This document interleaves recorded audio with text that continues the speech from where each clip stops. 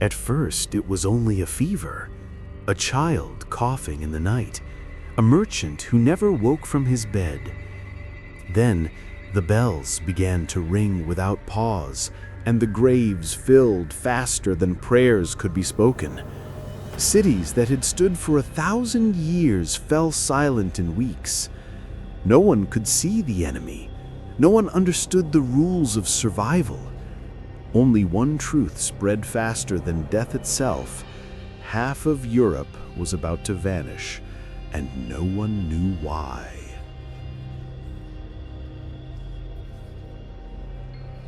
In the autumn of 1347, 12 Genoese ships drifted into the harbor of Messina like ghosts returning from the edge of the world. Their sails were torn, their decks were quiet, and many of their crew were already dead or dying. Those still alive staggered onto the docks with blackened swellings under their arms and along their necks, burning with fever and terror. Within days, the sickness spilled into the streets of Sicily. Within months, it swallowed half of Europe. No one living had ever seen death move so quickly. The people of the 14th century lived inside a fragile order held together by faith, custom, and fear. God ruled the heavens, kings ruled the land, and between them stood the endless labor of peasants who believed that the world had always been this way and always would be. War was familiar. Famine was expected, disease was feared, but nothing prepared them for what was about to arrive. The first signs were deceptively small: a chill in the bones, a headache that would not fade. Then came the fever, sudden, relentless, cooking the body from the inside. Within hours, victims collapsed into delirium. Within a day, dark swellings bloomed beneath their skin like cruel flowers, painful and warm to the touch. The black buboes were a countdown written directly onto the flesh. Most who bore them were dead in 3 days. Physicians were helpless. Their knowledge came from ancient books, from Galen and Hippocrates, from theories of imbalance in corrupted air. They burned herbs. They opened veins to release bad blood. They pressed poultices into shrinking hope. Nothing worked. The disease moved according to rules no one could see, riding in silence from body to body. In the crowded port cities of Italy, the death tore through neighborhoods street by street. Families locked themselves inside their homes, praying that isolation would save them. It did not. Fathers carried sons to Mass in the morning and buried them by nightfall. Priests collapsed at the altars they served. Gravediggers died surrounded by corpses they no longer had strength to move.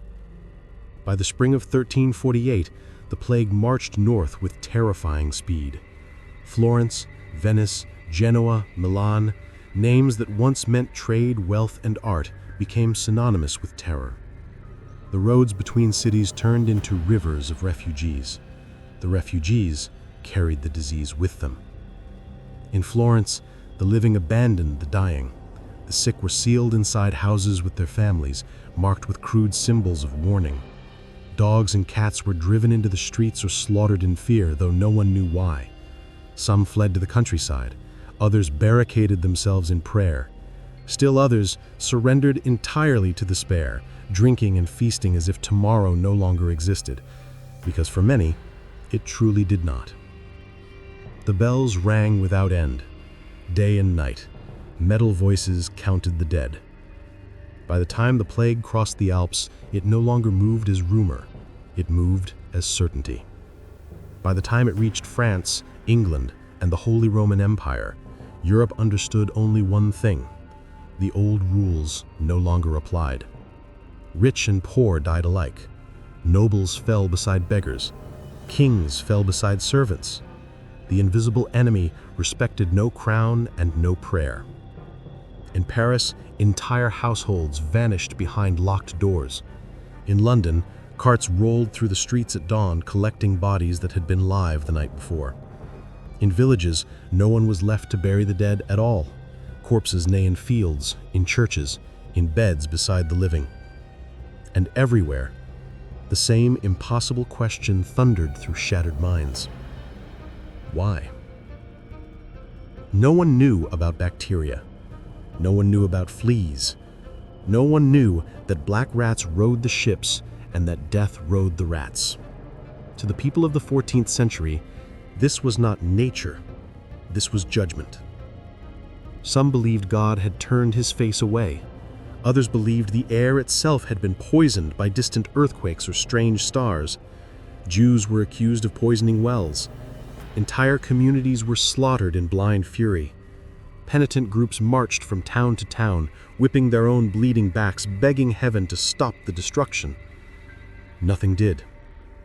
Within a single year, whole regions were reduced to silence.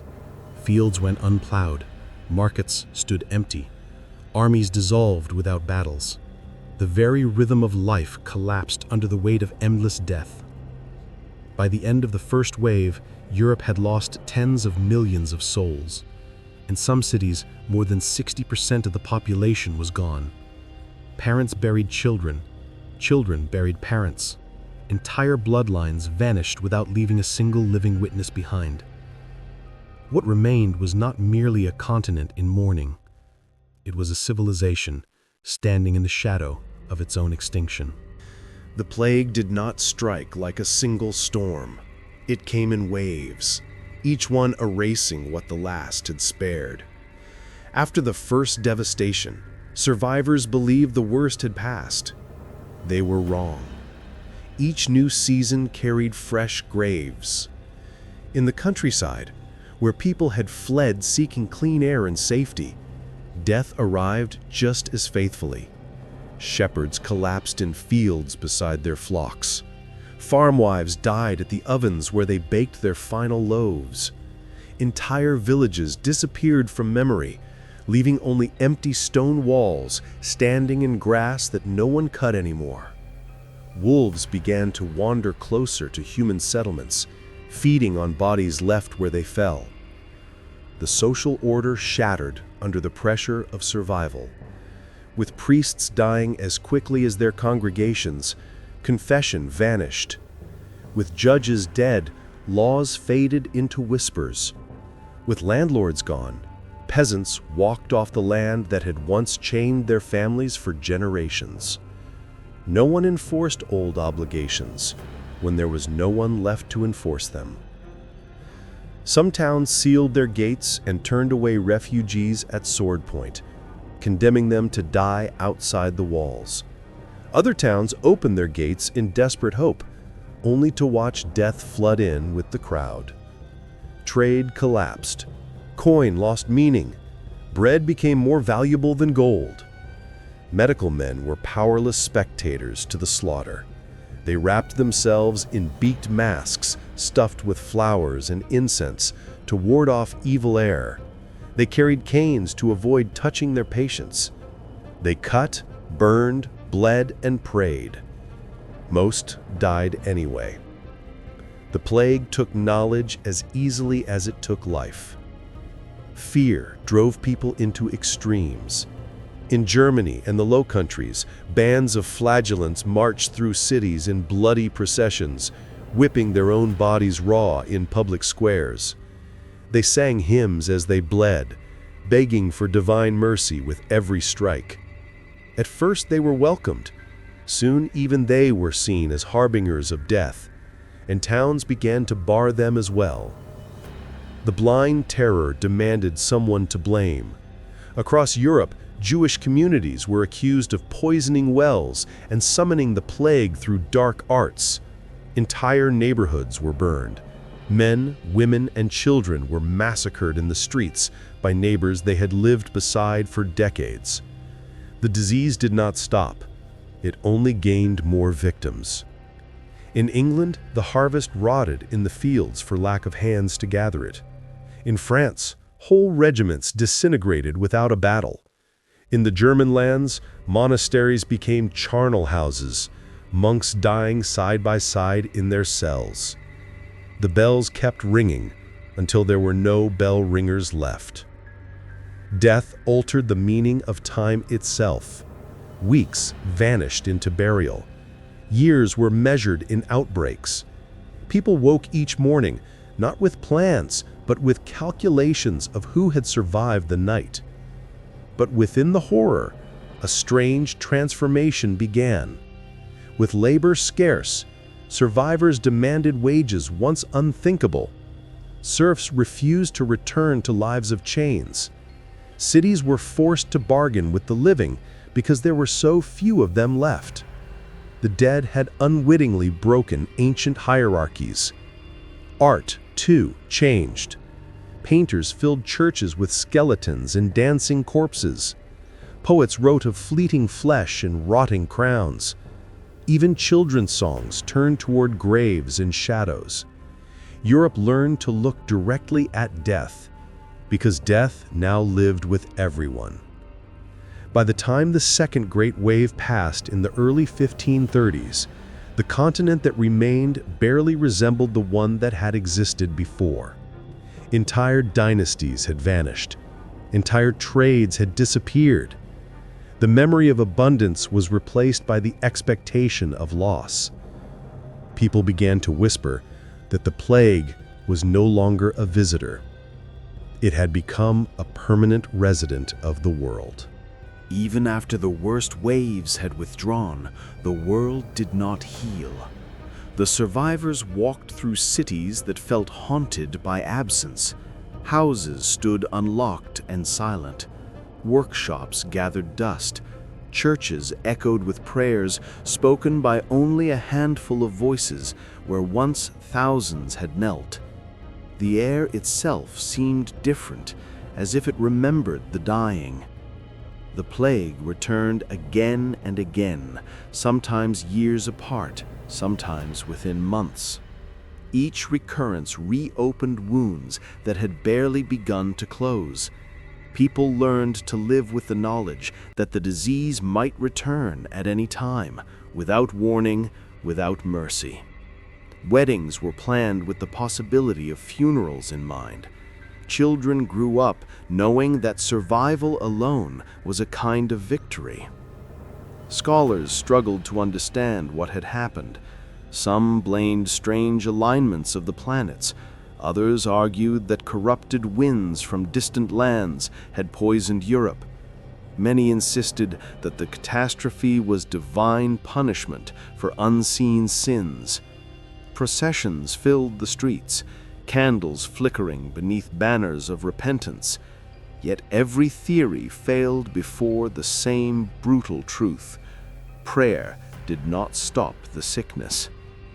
Beneath the superstition, something quiet and revolutionary was unfolding. With so many dead, the weight of the old order weakened. Guilds opened their doors to anyone who could work. Women took over trades once forbidden to them. Former peasants became landowners simply because no one else remained to claim the fields. The survivors did not yet understand it, but the medieval world was slowly breaking apart. The church itself was wounded. So many priests had died that the spiritual authority of the institution was shaken. Entire parishes went years without trained clergy. People turned inward for answers when no one else could provide them. Faith did not vanish, but it transformed, becoming more personal, more fearful, and more desperate.